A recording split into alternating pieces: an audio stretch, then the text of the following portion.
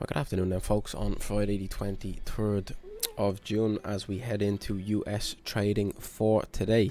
We'll flick across the news, jump across to the grid, and then we will jump across the markets and see what's going on. But it really is just more of the same. As you can see, it's just all doom and gloom. Futures fall as Powell's hawkish stance dulls market spirits, which it has done all week. European shares set for worst week in 3 months. Right, European shares dipped on Friday at the end of a central bank policy pack week that reinforced views that interest rates could stay higher for longer. Right, stocks under pressure as investors play terminal rates guessing game. Oil resumes slide on demand worries after latest interest rate hikes. Euro slides on weak business data. Hawkish central banks boost dollar. Right, Euro fell after the block's business growth virtually stalled this month. Sterling clobbered as jumbo rate hike raises risk of recession. Doom and gloom across the boards. I mean, it's negativity everywhere that you look across these financial news sources, and that is just the situation that we are in. Absolutely no positivity surrounding anything over the course of this week so far. We'll jump across to the intermarket monitor, and you can see US equity futures lower, European equity futures lower, Asia Pacific equity futures lower, which we have seen a continuation on throughout the whole of this week. We come around to the bond markets. You can see US bonds higher across the board. I say US bonds higher across the board, which means yields lower across the board. Global bonds higher across the board, yields lower across the board, which is the expected movement off the back of risk sentiment, just for expectations for a negative economy going forward. You can see the US dollar green across the board, green everywhere. So you got stock indexes lower, you got bond yields lower, you got the US dollar higher. Come to the Japanese yen, that's higher against everything apart from the US dollar. So clear safe haven appeal off those two currencies. You come around to the Australian dollar, your Kiwi dollar, clear negativity across the board, no matter where you look. Equity futures, again, lower. Bond yields lower. Dollar and yen higher. Aussie Kiwi lower. That's the expected reaction when negativity hits financial markets, right? Come across the markets across the board, and you can see the Australian dollar, Kiwi dollar, Euro dollar, cable all trending lower. Cable remaining surprisingly resilient at the moment, off the back of things that we've alluded to over the course of this week. But you can see dollar Swiss higher, dollar yen higher. Canadian dollar remaining somewhat resilient over the course of this week so far.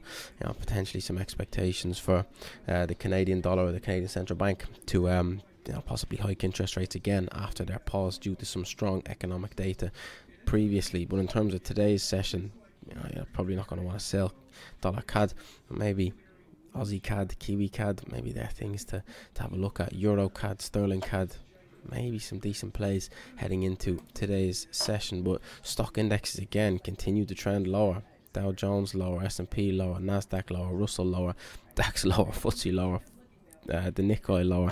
Again, stock indexes across the board lower. Oil continues to smash lower. Crude continues to smash lower. Brent continues to smash lower. Gold lower. Silver lower. Copper lower. Everywhere you look, it's a massacre. You've got clear trends lower across all of these assets.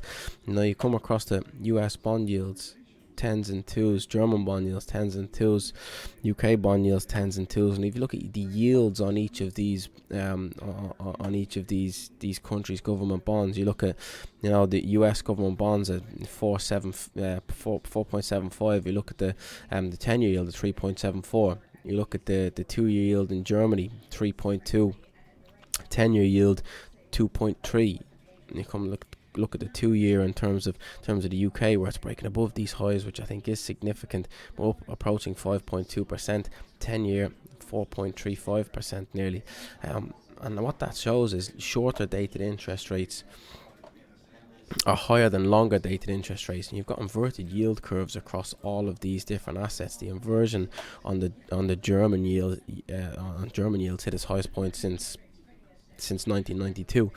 Same thing with the UK. Yesterday hit its highest point since 2010. The US yield curve is also inverted, and that signals recessionary territory coming for all of these respective economies, and that has just weighed into negative sentiment over the course of this week. You got the Bank of England hawkish. You've got the SNB come out hawkish and hike interest rates again. The Norwegian central bank, the Norges Bank, did come out and hike interest rates by 50 basis points as well to add fuel to the fire. You've got Jerome Powell reaffirming his hawkish stance over the course of this week. Central banks continuing to fight disinflation.